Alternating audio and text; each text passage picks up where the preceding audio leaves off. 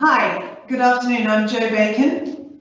I'm an RIBA board member and head of awards, or was head of awards when these great projects were selected. I'm delighted that Denise Bennett of Bennett Associates will take the role for 2022 International Awards, which will open again early next year.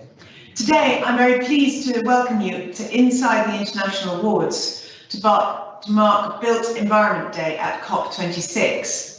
We'll be hearing from 4 of our winners of the International Awards, focusing on sustainable approaches to architecture and creative design solutions that address climate crisis issues.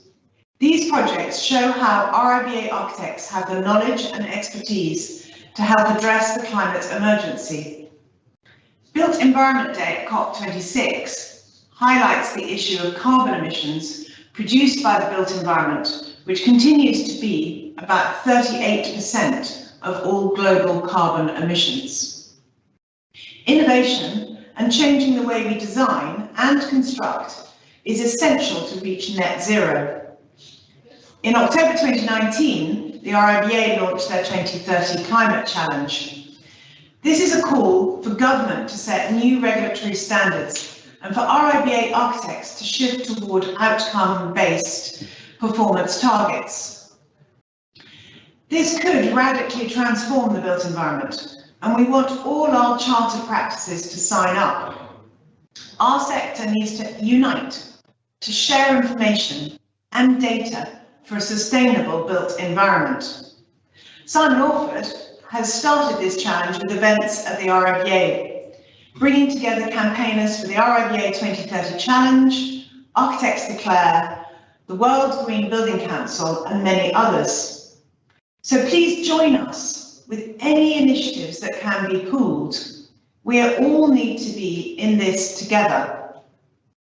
As head of RIBA Awards, I had the pleasure of seeing the best of architecture in the UK and internationally. There were 16 winners for the RIBA International Award for Excellence, with a shortlist being announced, I hope, next Tuesday, the 16th of November.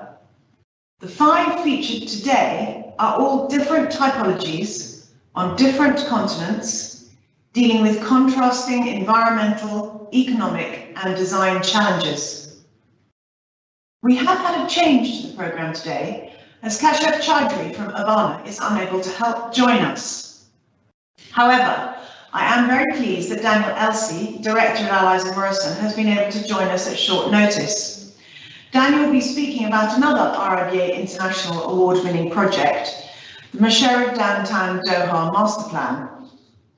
So I'm going to introduce our international panel of speakers, starting with Professor Gong from Vector Architects in China, Daniel Elsey from Allies and Morrison on Musharraf Downtown Doha Master Plan, Palinda Kanagara of Palinda Ganagara Architects joining us from Sri Lanka, and Jim Eyre from Wilkinson Eyre in London. We have also the pre-recorded welcome from Simon Orford, President of the RIBA, and a film from Pat Clowe Architects, as it's only 4 AM in Canada. After the presentations, I'll be hosting a discussion and a Q&A with our speakers. So I'd like to outline a few housekeeping tips, but please do raise questions on the way. This event is recorded and will be shared with you on RIBA YouTube, so you can watch it again at your leisure. Your microphones are all muted throughout the event, so the questions need to go in the Q&A. If you wish to, please feel free to indicate who you are and the name of your company within your question.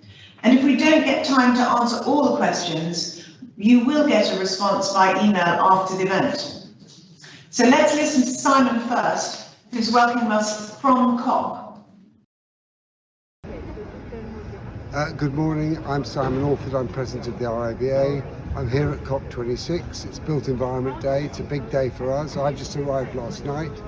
The RIBA has been here all week and the week before, basically trying to get across the message that we as an industry, and architects as a key part of that industry, need to collaboratively lead the construction industry, which currently, as you know, emits 38% of the world's the global carbon emissions, we need to engage with each other, we need to share knowledge, we need to share information, we need to share best practice, we need to drive best practice. Of course, we can't do it on our own as architects, we can't do it on our own as an industry. And the reason we're here is to lobby government to help leaders to produce the regulations that will drive us forward. And at the moment, it's almost at a tipping point where the profession is almost ahead of the regulations. And we need a level playing field and we need to drive things forward. It's a huge challenge. It's obviously a climate emergency, but it's also a significant design challenge. And I know today you're looking at 5 projects that have begun to address that challenge. So I wish you well for your day. I look forward to the feedback, and I think it's great that you're already starting that key sharing of information that will allow all of us to take on this immense task we have ahead of us. Have a great day and thank you very much. So I'd now like to introduce Professor Gong from Vector Architects to talk about the Alila Young Show project. Gong founded Vector Architects in 2008. He was elected as the foreign member of the French Academy of Architecture in 2019, and in the same year was appointed as the PLIM Distinguished Visiting Professor at the University of Illinois in Urbana-Champaign. He's been teaching the design studios at Tsinghua University since 2014. He and Vector Architects have been invited to various major exhibitions, including the 2018 Free Space Venice Biennale. Dong's practice has earned international recognition by his representative works, including Seashore Library, the Seashore Chapel, the Yangshao Sugar House, and the renovation of the Captain's House, Changjiang Art Museum, and the Suzhou Intangible Cultural Center. So I'm very delighted to pass over to Professor Dong. Okay. Well, thank you very much for having me to have this chance to present this project. This entire story is about how we make adaptive reuse of the existing industrial factory, which is abandoned sugar mill. And I will go straight into our presentation. This project is located in the very southern part of China, as the right spot is showing. And more specifically, it's actually alongside a very famous, beautiful river in China, which is the Lijiang River. I guess maybe some of you have already heard about this place because it's very famous about the touristy industry. And this is the picture showing you the landscape around the project. Of course, this is a very typical mountain water landscape in China, which is absolutely brilliant. But at the same time of this spectacular landscape, we have another very important factor we have to deal with is this existing factory, which is in this corner of the image. And that's a very old picture taken from 1972, which is this entire factory is still in use. But later on, because of the governmental environment protection policy, this entire factory has been abandoned. But very fortunately, it's not demolished, maybe because this entire site is not located in the center of the city, but it's in the suburban area. So nobody really care about this factory. So it remains all the way till 10 years ago when our client encountered with the site and fell in love with this structure and made a decision to transform this into something else. And that's actually before the project started, the interior status of the factory. I was very lucky to have this chance to have a lunch with the local people. All these people sitting around the table is actually the previous workers of the factory. And after this lunch, I feel very deeply that this physical building is not only a physical heritage of the local environment, but also is the emotional link of these local people to the particular place, because as through this conversation with them, I feel they're very proud of working there when they're young people. Sketches is normally the way we learn from the site. This is a series of architecture sketches when I went to the site for the first time. Eventually, we made the decision that no matter what we do of this new intervention of architecture, we still keep the original factory as the main role of the entire architecture compound. So the new building is actually alongside, is flanking a side of the central piece, which is the old sugar mill factory. There's another very important element of this project is the material, because this picture showing you the beauty of the original structure, the sugar mill. And we have to make our own way to respect this entire material atmosphere, but at the same time to reflect the contemporary technology and aesthetic value. So that's a very important part of the project. Eventually, we decide to use the concrete block. It's a hollow block, stacking with the local stone to make a facade, like a translucent layer. At the same time, to introduce the more light and air into the inner space, and as an entire appearance to make a harmony of the original structure. And that's a series of models in the process, and the scale is getting bigger and bigger. And eventually we work with the local laborers. The client actually made a very smart decision, as I think they established their own workshop and a factory right next to the project site. So eventually they manufacture all the material by themselves. I think this is a very smart decision to have a environment-friendly measure of making materials, at the same time saving the budget and cutting a lot of waste along the transportation process. And that's actually the factory, the workshop, and behind it is the site of the construction. And this is the outcome of the exterior facade, which is made by the concrete block together with the local stone, which is actually a very common material in the local area. It's not expensive stone.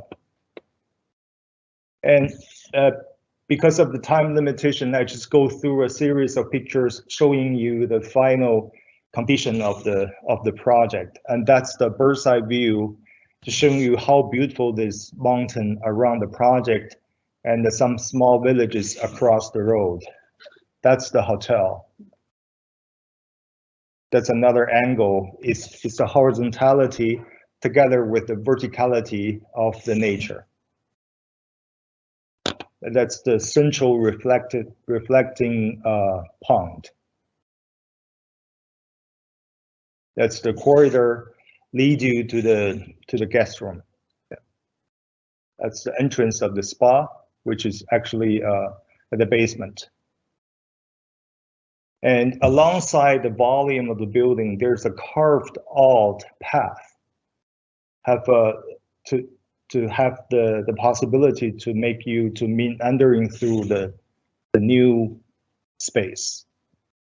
That's a series of images, and sometimes the path will turn into a public terrace to have some space for leisure activity. That's a balcony facing the mountain. That's the interior corridor. And this is the major restaurant renovated from the original factory structure. And this is the industrial truss, also preserved from the original structure. And we transformed this into a swimming pool for the hotel. And that's another angle looking back from the Lijiang River. So this is showing you the contour of the architecture and engaging with the mountain landscape beyond. So that's the last image showing you the twilight condition of the architecture when the light coming from inside. So this entire kind of heavy volume turned into a very light, airy structure because of the translucency of the facade. Well, that's it. That's my part. Thank you very much. Thank you very much, Professor Dong. I'm very excited to see the project, and it's very good to see existing buildings respected, but also enjoyed in the final solution of the architecture. So I'm next going to speak to Daniel, who is actually a colleague of mine, Allies Morrison. He's a director, he leads the practice communications team, but he's also a core member of our master planning team. He recently co-authored our book, Allies Morrison's book, called The Complex City, which grew out of the practice's award-winning research into urban characterization. He is involved in shaping the work of the Van Allen Institute, the New York-based urban design charity serving as co-chair of its international council. He also serves on the Sustainable Urban Development Advisory Committee at the University of Oxford. I'm now going to pass over to him. Thank you, Daniel, very much for stepping in at the last minute. There's nothing like a pint of beer on the Thames to persuade people. I'll hand over to you to present the project. So I'm going to talk to you today about Mesherab, which is actually a collection of buildings. It's a master plan that we've been involved with for a number of years, and it won one of the RIBA International Awards this year. So you'll see a snippet of the project in the foreground here. It's a collection of buildings, but it is very much a response to what's happening in the background, which is a sort of sprawling city, a growing city, a city that probably over the last 40 years grew from a village to a major metropolitan center. And the commission was essentially to create a kind of urban downtown core that in many ways would help to kind of change the direction of travel in the city, of people moving out into the suburbs and trying to bring them and attract them back into the city. So this is our site. It's quite strategically located. It's across from the Diwan, which is the seat of government. And that kind of sort of phalanx of towers you see is on the other side of the bay. And that very much was, I think, kind of front of mind of trying to achieve a kind of different kind of urbanity. So the crux of the master plan is essentially this, summed up in this sketch, which is to take, how do we take disparate land uses, people, shopping in one place and then having to get in their car to go work in another place and then get in their car and live in another place, and how do we bring those together into one place? This might seem pretty natural if you live in London, for example, or even if you lived in the Doha maybe 50 years ago, but it really isn't the case now. So we wanted to, working with a really strong client vision, to create a kind of an alternative of the urban experience. So two main spatial ideas is this idea of a lattice of pedestrian lanes, or sikats, or baraha, which I'll show you a little bit later, very much echoing the fabric of the old city, but also a grid of connecting routes, which are more linear, but also along which services are run. And here in this axo, you'll see how we've services have been aligned down or are shared across the site. There's a 3 to 4 level basement across the site, so all the 100 buildings share the same basement, and also parking. Yes, cars are still a feature of life in Doha, but by putting all the parking below ground, we can give the street to people. But an important thing to note is that this project also contains, was also coming alongside the construction of the Doha metro system, and it has the largest metro station in that system. The main interchange of the two lines is within our site.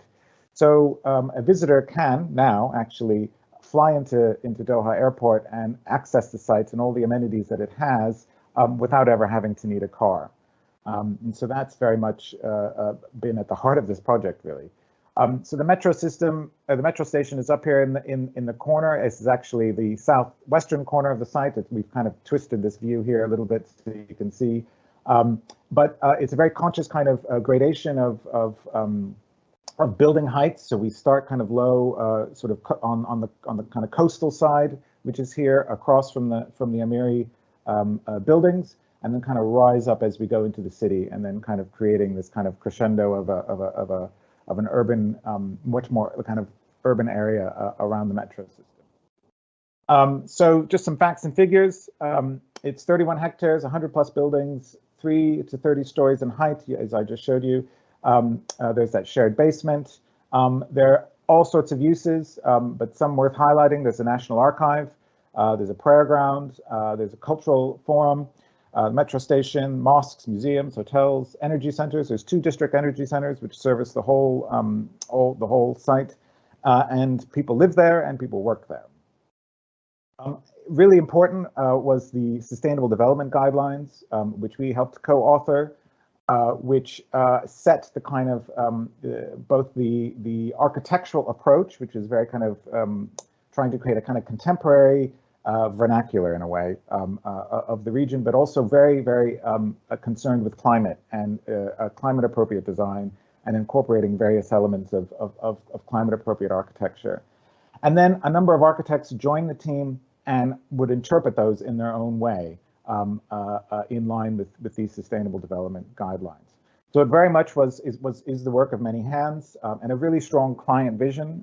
The client is a property agent, a property developer set up by the Qatar Foundation under Her Highness Sheikh Moza, and it was very much her vision that drove the project. So just a few diagrams here to illustrate the uses. Has all sorts of uses. We have a kind of civic quarter in the upper right hand or northeast here, and then it's essentially a kind of mixture of just all the other types of uses you would find in a typical piece of city. Important to note, and we're quite proud of this, is that all buildings target at least a LEED Gold, but most of them actually have achieved LEED Platinum. And we believe it is the highest concentration of LEED Platinum buildings in one site, in one place in the world. And so that was very much an important driver of the sustainability objectives of the project.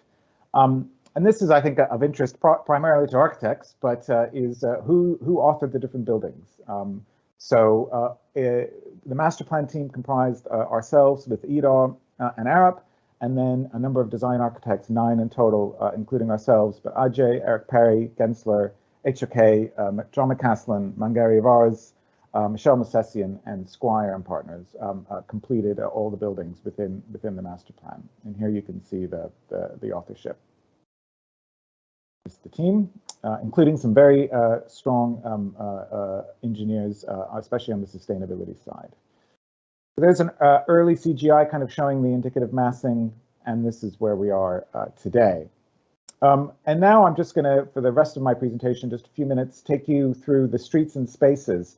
And in doing so, hope to kind of demonstrate some of the master plan strategies that have been employed. And a lot of these are quite tried and tested ideas. These are sort of the ways we used to build cities before the automobile. And you can kind of see how they've been incorporated. But at the same time, I'll take you through a little journey of the place so you can understand where and what it is. So it's our site is adjacent to the Souk Waqif, which is probably the only place and before Musharraf in the Doha of today where people walk around and there's a lot of kind of street life. We tried to the master plan tries to build on that energy, and there's a direct link to the souk, and that link is an old wadi that has been preserved, and it essentially is a big pedestrianized, it's kind of like a very long Largo, I guess you would say, and it takes you all the way down to the metro, and that's been preserved, and it's sort of like a giant kind of shared street that goes through that kind of southern edge of the site. And it's full of life now, and it's a shared street in many ways. We have one of the tram lines goes down there, and it's a kind of new kind of public space in Doha. And here you'll see also shading incorporated into a couple of buildings. This is actually one of our buildings here on the right. and how that tries to make for a comfortable environment.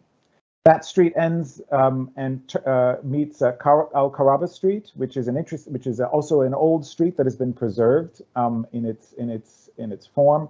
And this was an important street in the history of Doha because it's the first street to have been that was electrified in the city, and that memory is reflected in actually the design of the light fixtures, the street lighting.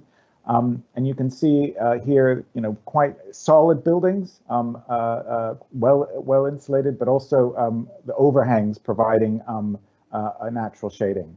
And there's another one. That's me actually, walking under one, being shaded. And there's a very kind of informal arrangement to the buildings, and that's intentional. And in here in this on Abdul Bintani Street, one of the main more civic streets, I hope you might not be able to appreciate the mixture here, but there is quite a mixture of use. On the left you have the government, on the right you have some housing, and then in the background you have offices. And these are all kind of arranged in a slightly informal way with this idea of simple buildings but kind of complex spaces.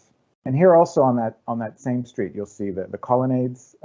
And how they buildings lined with colonnades provide a natural place for sharing or for walking. And it's interesting, each architect interpreted the colonnades, which were prescribed in the Sustainable Development Guidelines in the master plan in their own way. And it actually kind of creates these really nice kind of rich corridors that span the length of several of the key streets. Here's another one on the Diwan on the northern side of the site, facing out to the sea.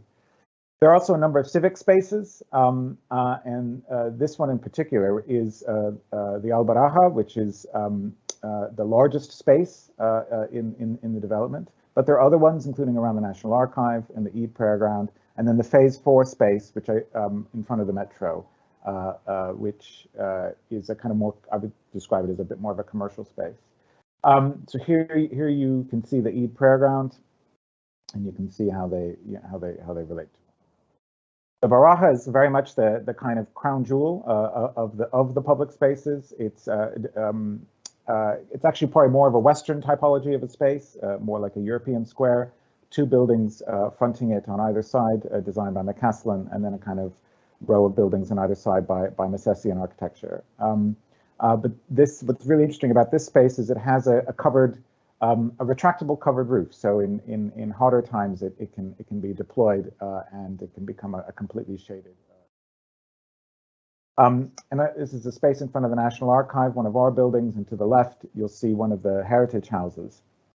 And there are 4 retained heritage buildings on the site, and they've been reinterpreted into museums that kind of tell the history of Doha. And very much the kind of memory of the place that was there before is retained in the Eid Prayer Ground, for example, this is the historic site of the Eid Prayer Ground, and we've upgraded it here. So it in itself becomes another public space, but a very specific one. Now, just going down to the next scale of the Baraha, which is a more, I think, regional typology of a public space. These are found around the development, and they're just little pocket spaces for people to gather, to linger. You'll see that there's some cycling infrastructure, some lovely street furnishings that have been designed by Harry Dobbs, and just places for people to gather. Here's one in front of the neighborhood mosque, our neighborhood mosque with, interesting that it's flanked by housing on either side, so people can just walk right out into the mosque rather than having to get into the car. And they're very much the DNA of the place are these sikas, which are inspired by the old laneways of the old city. And these are very, very mostly pedestrianized. And you'll see just how close the buildings get together. They become very close together to kind of provide a kind of shaded walking environment. And you'll see here, for example, the master plan prescribed, overhangs in various different places. And so the combination of the overhangs, the informality, or the seeming informality of the lanes, and then also their kind of tightness, all come together to make a really walkable place. And finally, the last sort of open space type are these courtyards, which very much are inspired by the old city again. This is a picture taken in the 30s of Doha, showing that the courtyard is essentially the kind of domestic hearth almost that people gather around. And so these are punctured throughout the site, both in domestic buildings and public buildings and commercial buildings. And here in the Heritage House museums, there are several these museums restored and brought to life by John McCaslin. But you also see it in the housing, which we've designed, which are, these are multiple families living around and sharing a courtyard. Another example.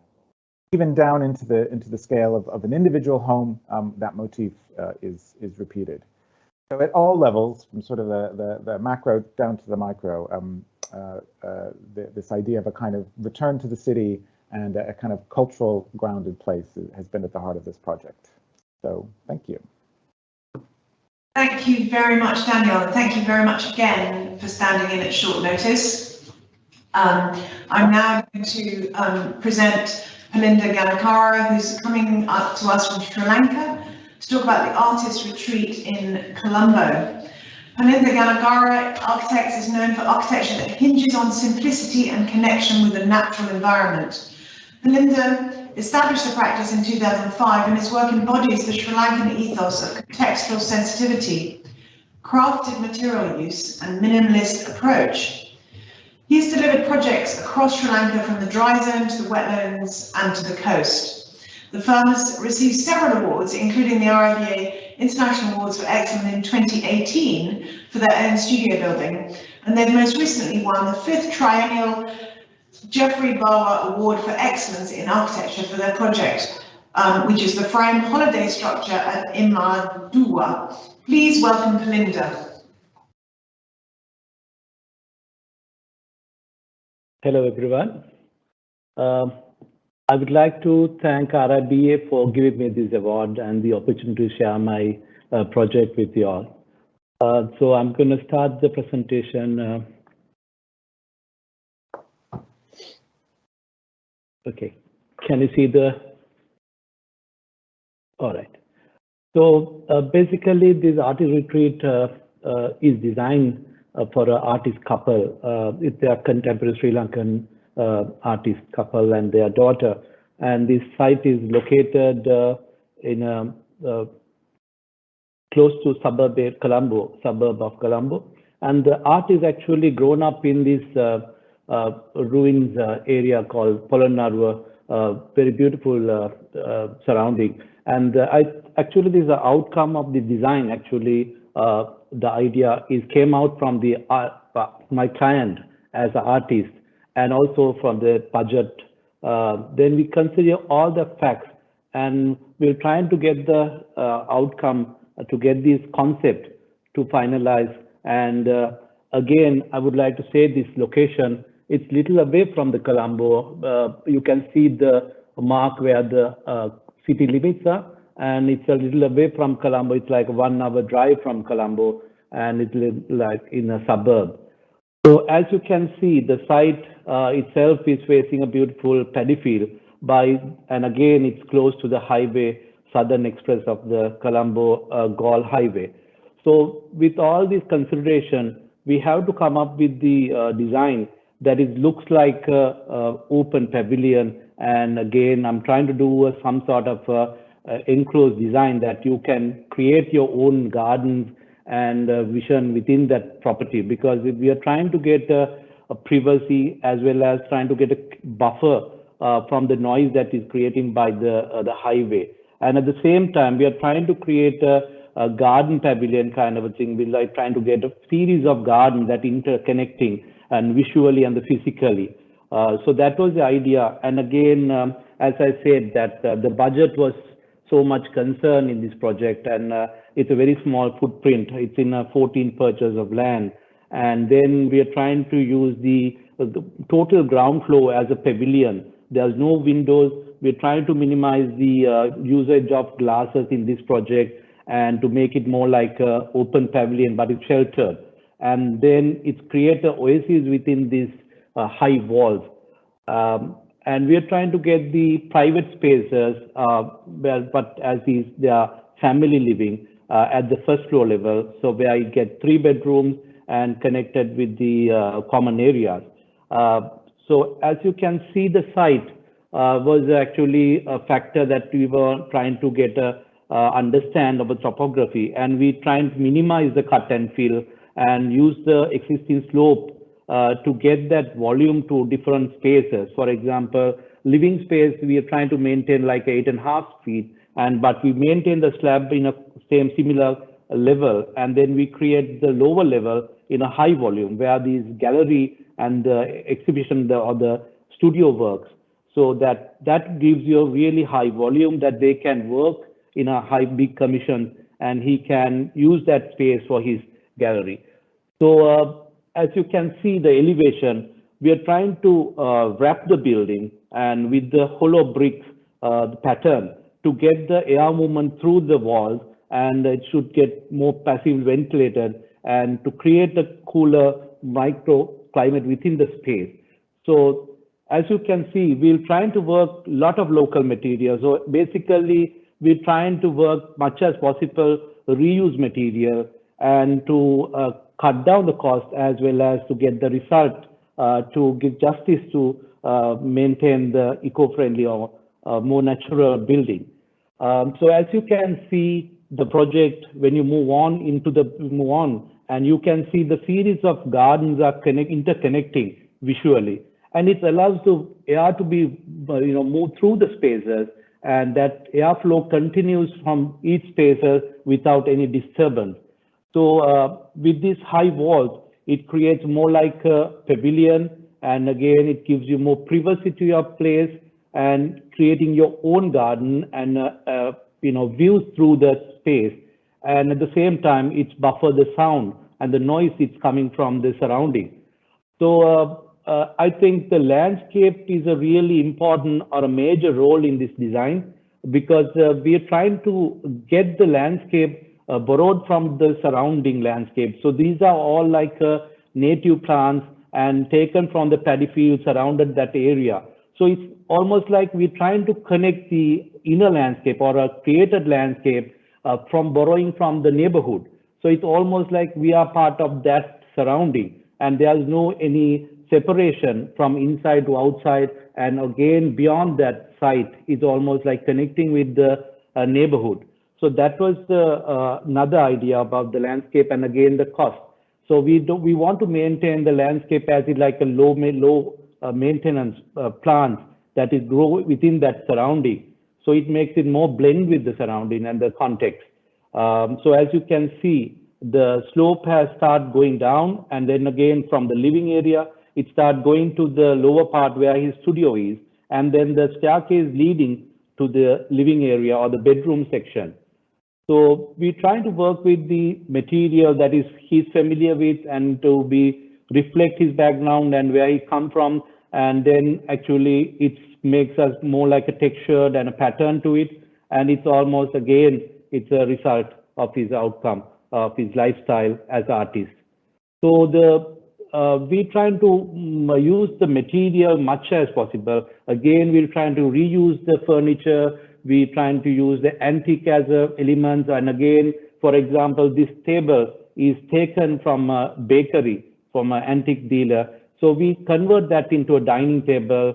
So most of the furniture that you notice is almost like a repurpose or reuse from a different older furniture. And as I said, the level difference that we have make use of to connect the two different spaces. So the upper level is almost like living gallery, and the downstairs that we have the studio as well as the dining. So you can see the volume, we're trying to play with that because of that height difference. And then from here, we're trying to use the wide steps that you can spill out from the even like a connection to the living dining. And it's actually the part of the interior. So basically it's an extension of the living or the dining to utilize that space. And then you can see the big volume that we created has make use of as a gallery space for the artists to do big commissions. And we painted only that to get that more brighter space for his studio. And rest we left it like weathered and to be taken over by the landscape to more natural, create that natural environment. And this is the existing the landscape or the slope that we're trying to maintain in the studio part, that it links with the parking area and the gallery. As you can see, when you're trying to go to the next level, we're trying to work with the different atmosphere and trying to separate the two levels. And we wanted to give them a little bit of a smoother and a comfortable living for their bedroom. So we work with the different pigment samples and textures, and then again we come up with these the floor pigments that we use for to render the flooring. We use as a wallpaper, wall plaster. So it's more economical and it's easy to maintain. So it gives you a little bit of more brighter environment for their bedroom. So that's the idea behind the plaster. So you can see we have taken that continuation through the spaces and the bedrooms. And again, you can see the brick walls allow that ventilation to be taken through the spaces, even in the upper level. So we're trying to create that landscape, even trying to take from the ground level to the upper level by having a 20 by 20 fish pond or a reflective pond near the master bedroom. So that allows us to create a meditative space for the master bedroom. And you can see it feels like you are living again in the garden or next to their ground level. So I wanted to create link the two different layers of ground and upper, and visually, and again, mind, you feel that you are living with the nature again, even if you are living with the upper floor. So that's how we're trying to get that same landscape to the water garden and to connect with the upper level master bedroom and the pavilion next to it. And as I said, these are like some of the material that we're trying to use it, even the doors that we want to have it with the reused like reclaimed wood. And even we're trying to use any species that is available, like any without specifying for any specific wood type. We're trying to get any material that is available for a cheaper price and combine those things in a pattern that is gives like art. Actually, I work very close with the client, and client involvement with this project is very high, and it's a really good, nice to get their inputs to the design. So I have allowed him to keep that order. So I just gave him an idea to make it a pattern. So this is actually end result of how that artist can be involved with the architect and then created something beautiful and something belongs to him as well. Then he feels very comfortable and again feels like that he is a part of the design. And even the locks, we are trying to work with the whatever the leftover steel and furniture, as I said, the coffee table we created with these printing press, the trays that we combine everything and trying to get like a beautiful coffee table. So basically, everything we're trying to focus with the material and then the cost and trying to get the end result to be looks like an oasis within the city. Thank you. Thank you so very much. To design an environment where you can almost design out glass entirely would be a pleasure to live in such a temperate land, as long as climate change doesn't change those temperatures too much. Thank you very much. Our fourth speaker, we're coming back to the UK, and I'm very pleased to present Jim Eyre, founding partner at Wilkinson Eyre Architects in London. He's been with them since 1987. His work includes a number of major infrastructure projects, including the multiple award-winning Stratford Market Depot, the regional station in London, and several bridges, including the Peace Bridge in Derry, Northern Ireland, and the RIBA Sterling Prize-winning Gateshead Millennium Bridge. Cultural projects include the Museum of London, the Royal Botanic Gardens Kew, Singapore's Gardens by the Bay, and the New Bodleian Library in Oxford, as well as the RIBA Sterling Prize-winning design for Magna in Rotherham. Jim was awarded an OBE in the 2003 honours list for services to architecture. So over to Jim, who's going to present the Lille Langbro in Copenhagen. This is a foot and cycle bridge project in Copenhagen, and it's commissioned by a very interesting client called Rail Dania, who are a Danish charity that basically restore and save historic buildings, but also commission new cultural buildings. And in fact, the building on the left there, Blocks Project, is one of their buildings, and that really is the reason why they wanted to commission and pay for this foot and cycle bridge. So the main sustainability story on this is actually to do with Copenhagen and its commitment to encouraging cycling and walking, which it does very successfully. Next. So here it is. It's right next to a very busy bridge, also called Langebro, which is really a highway bridge, and it's at a higher level.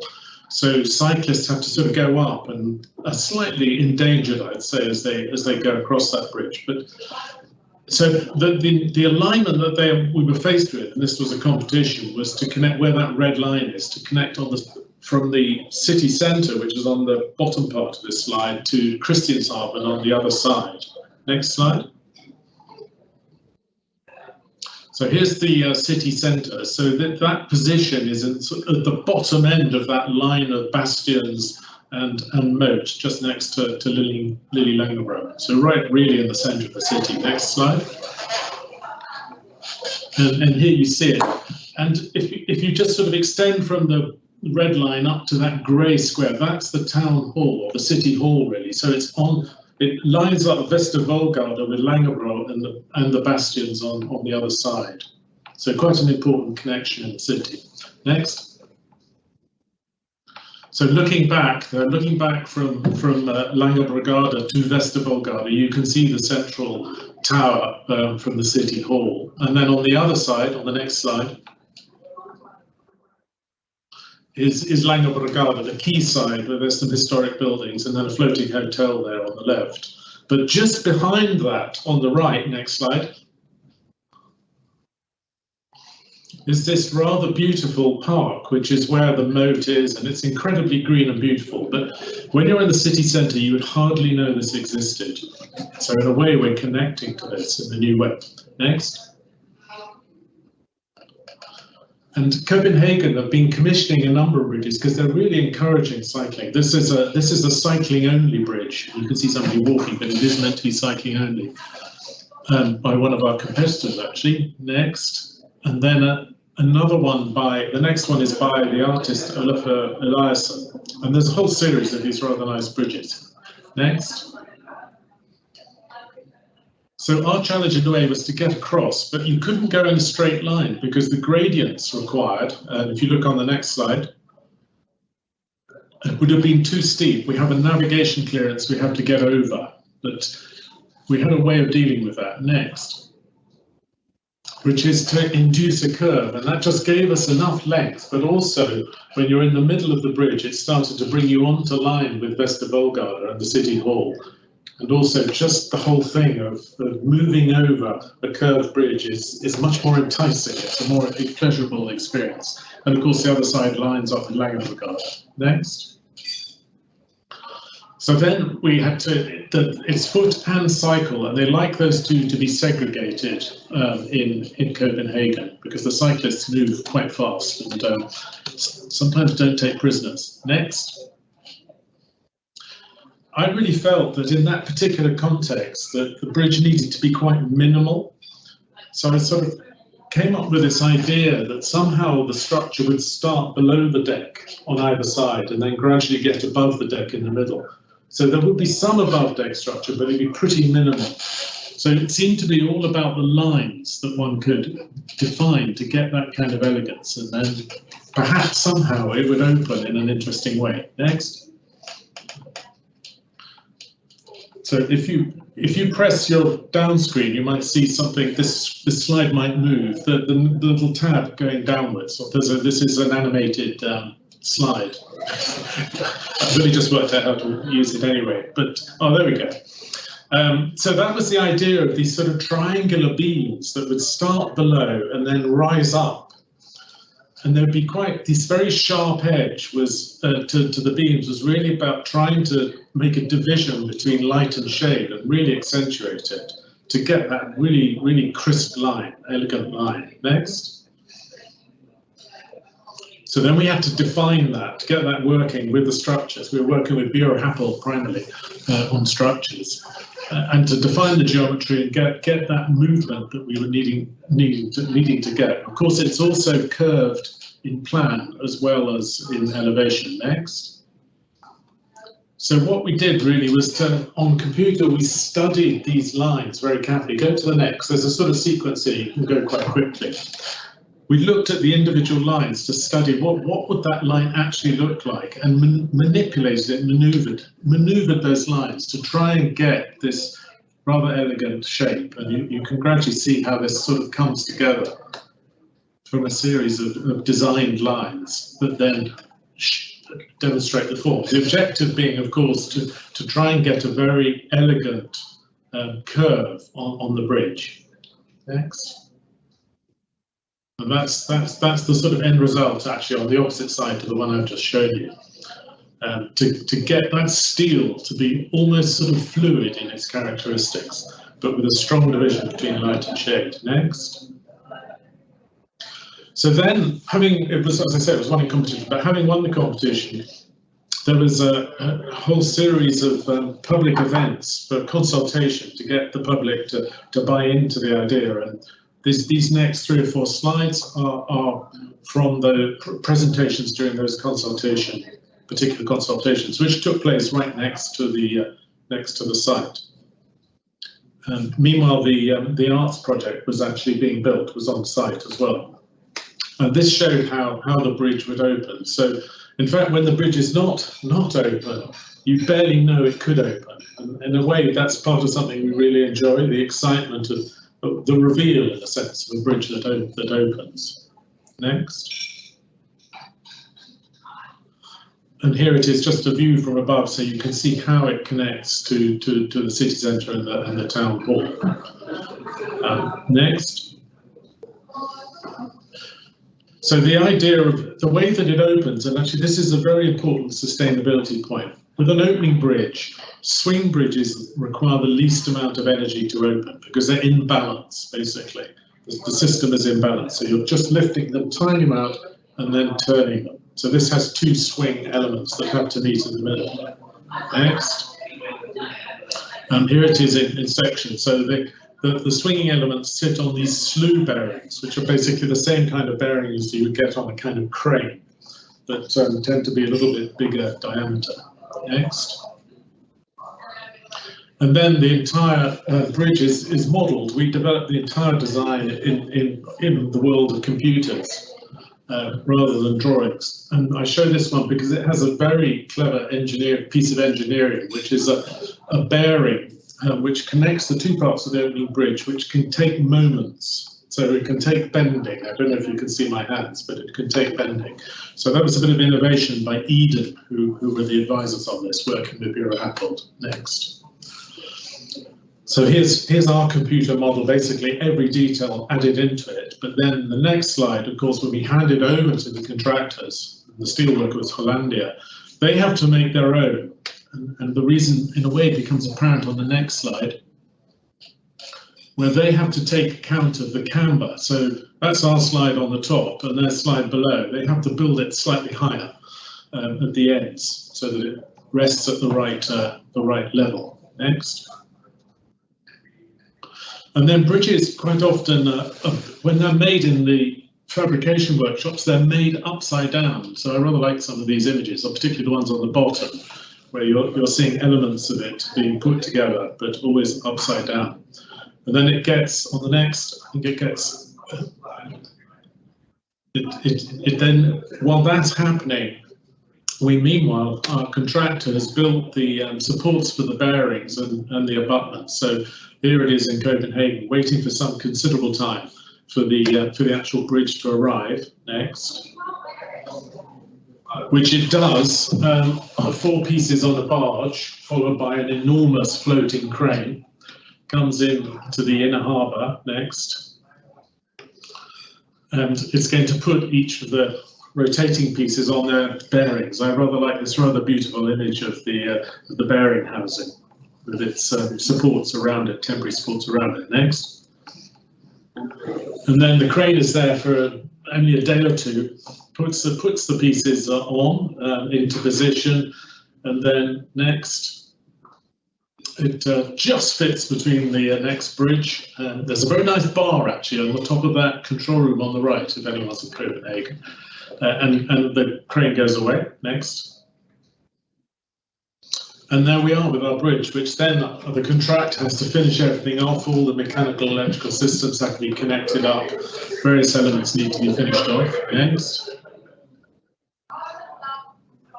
And there's the completed bridge with the cycle and the pedestrian lanes, and it opens quite soon after. Next. So here's an image of it next to the original Langebro Bridge, the highway bridge, actually looking to the southwest along the inner harbour. Those who don't know Copenhagen, the inner harbour is a really busy place. It's got very clean water, and in the summer people are swimming in it. It's a kind of fun place. There's lots of small boats as well. Next. And then just to look at the line of the curve that's actually achieved, it is amazing what you can get steelwork to do, and how it can follow that curve, and how the design intent is achieved in a way of the light on where it's facing the sky, and the darker bit when it's facing the water. Next. Here, just looking a little bit closer at the quality. If you look really carefully, you can see some imperfections, but I think I'm very, very happy with that. Next. And then the view looking out in the direction of the sea with the blocks project on the left, and way off in the distance the Opera House. Next. And then just views on the right here. This is if you're in the middle of the bridge looking back towards the city centre and the town hall. And then on the left from Langebro, where you can see just how much you actually do have to rise up. Even though the gradients are quite shallow, you have to come up quite a long way to create the navigation clearance. Next. And as I said, it's very busy. It's a very busy cycling bridge, and there's a lot of cyclists in Copenhagen. And I think that the more they encourage these easy crossings, the more people tend to use them, which is very positive. On the right, really just to show that the balustrading has to, in a sense, follow the geometry to work really well with the curvature. Next. And now I'll just leave you with this little short movie, which I think gives a sort of sense of, in a way, the Copenhagen has a rather ethereal quality. And it's very beautiful. It's a very beautiful city, and there's something I rather love about it. Thank you.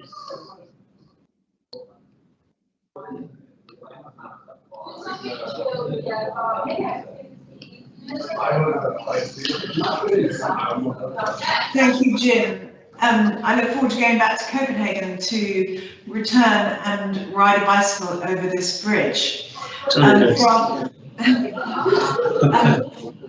For our fourth speaker, we're coming back to the, we're going to have a final speaker who's with a pre-recorded film.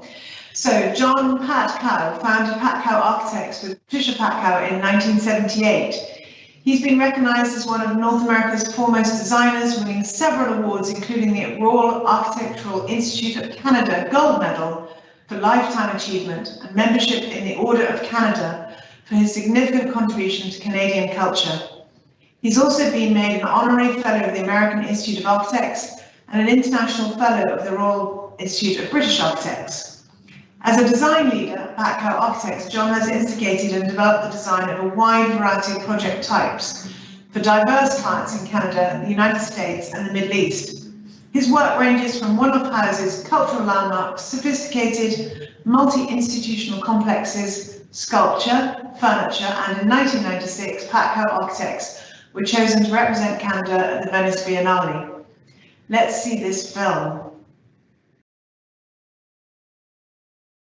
The Polygon Gallery is the reinvention of Presentation House, an independent photo and media gallery, which has played an important role in sustaining the cultural life of North Vancouver for more than 40 years. In 2013, we were approached to design a new building on a site within the formerly industrial northern edge of Vancouver Harbour. Located at the foot of Lonsdale Avenue, the central axis running from the waterfront to the North Shore Mountains, the building stands at the front of urban waterfront renewal, where infrastructure is reimagined and culture outgrows an industrial past. More site maker than site response, the main mass of the building is lifted from the ground plane to provide open access to both a new public plaza and a wide view of the Vancouver skyline across Burrard Inlet. Part of a larger strategy of environmental sustainability, the entire site has been raised 1 meter in anticipation of sea level rise. The gallery's emblematic sawtooth profile is clad in layers of mirrored stainless steel beneath expanded aluminum decking. The interplay between the two materials gives the singular mass an ephemeral depth that shifts with seasonal sunlight and evening atmosphere. The adjacent plaza recalls coastal beaches in a way that is irresistible to children and families in summer and almost zen-like in winter. To animate the surrounding urban precinct, the ground level of the building is fully transparent and given over to an entrance lobby, as well as a gift shop and commercial rental units, which play an important role in the economic sustainability of the gallery. The more enclosed exhibition spaces are raised into the top-lit volume above. Entering the lobby, the galleries and current exhibition above present themselves as a fragment of white wall and wood floor. To the side, the gallery shop is part of the surrounding urban scene. Ascending the main stair leads to the principal exhibition galleries, the event gallery, a multi-purpose space for both exhibition and outreach, and administrative offices.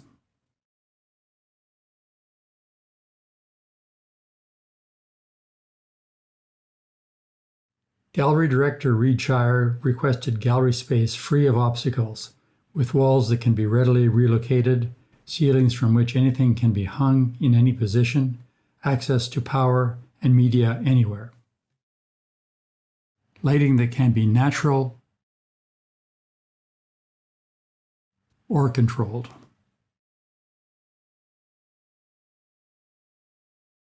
The main gallery is thus conceived as a ready instrument for creativity, more studio than museum. A system of steel purlins provide track for lighting, data, media, suspended works, and temporary partitions.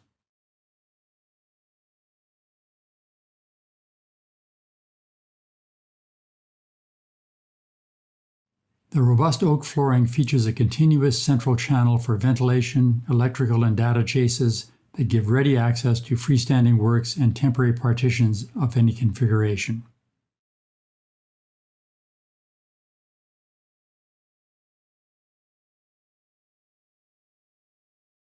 The upper level also contains a large, flexible event gallery for education, outreach, and private functions. Its entire southern wall is an operable glazed panorama looking out to Burrard Inlet and downtown Vancouver. Space for teaching, space for meeting, space for private events, as well as space for exhibition. The Polygon Gallery stands at the front of urban waterfront renewal in North Vancouver, where culture outgrows an industrial past. Its simple yet bold form is activated with layers of stainless steel and expanded aluminum that capture light and atmosphere. Within, the gallery space is conceived as a ready instrument, free of obstacles and able to accommodate any form of art and media. Concerns for cultural, environmental, economic, functional, and social sustainability all contribute to shaping the form of the building. Thank you very much. I'm sure you'll all agree that we've seen an inspiring collection of work. It's fascinating to see such a diverse approach across the world. So we've got some questions from the audience. I think the first one that's very interesting is architects have so much to offer in terms of creative design solutions to the climate emergency. We can't make politics or policy change, but how can our various practices and institute influence the respective governments, all come together to become even more powerful? I'm going to ask Professor Gong if he would like to contribute to that.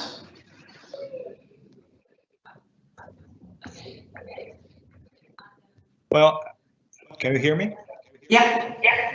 Well, I think there's a very important interpretation about the role of the architect.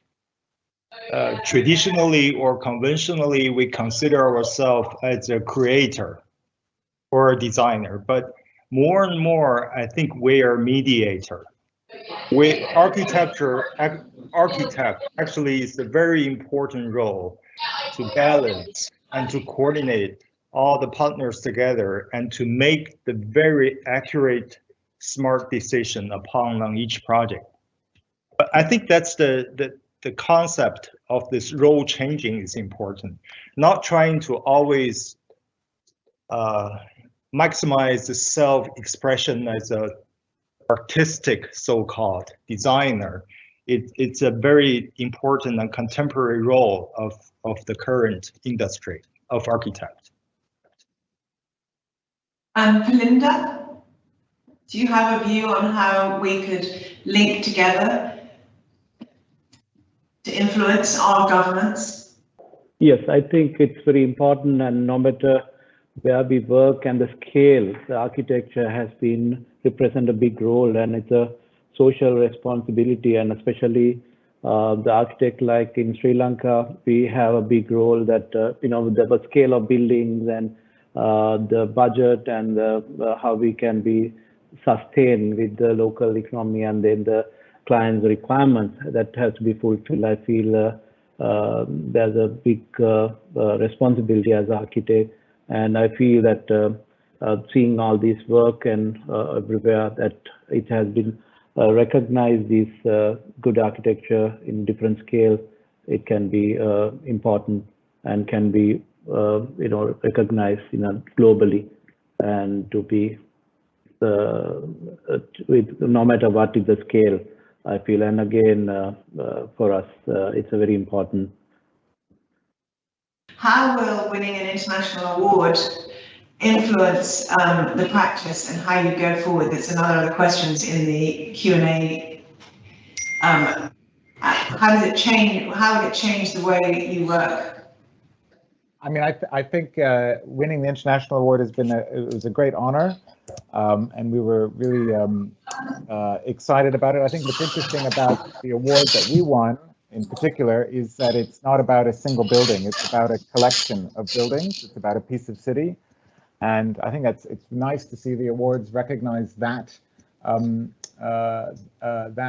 scale of work.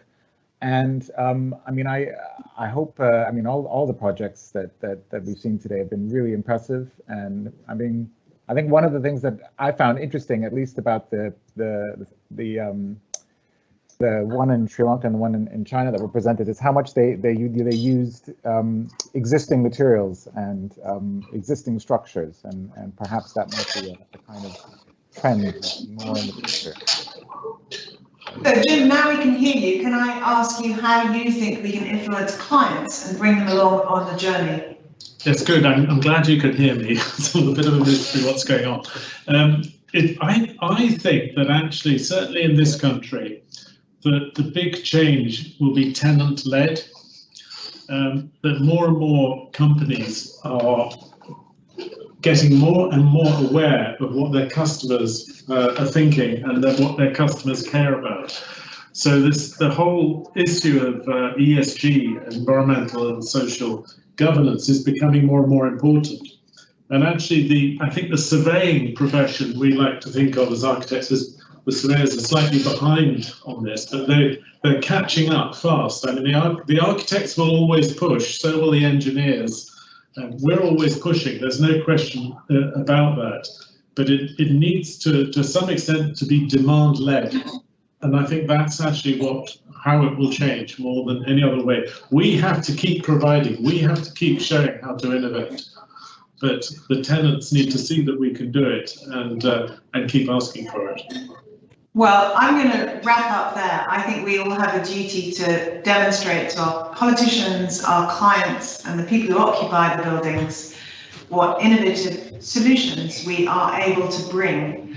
So I think the more we can show these kind of projects to a whole range of people, the better it is. I need to thank our audience. I need to thank all of you for presenting on behalf of the RIBA. It's been a fantastic event. Thank you very much.